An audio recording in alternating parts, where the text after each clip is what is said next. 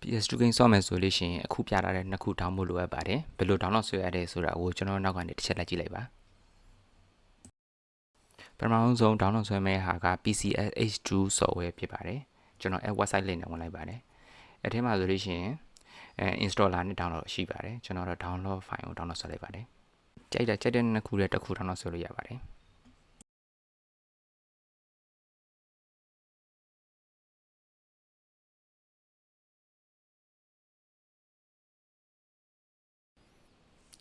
နောက်တစ်ခု download ဆွဲမှာဟာတော့ PS2 BIOS ပဲဖြစ်ပါတယ်ကျွန်တော်website link နဲ့ကိုစတင်ဝင်မှာဖြစ်ပါတယ်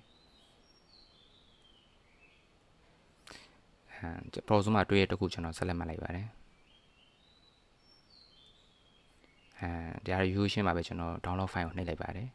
အဲအောက်ဆုံးကနေပြီး download နှိပ်လိုက်ပါတယ်သူ့မှာ automatic download ဆွဲသွားဖြစ်ပါတယ်အခုဆိုလို့ရှိရင်ကျွန်တော်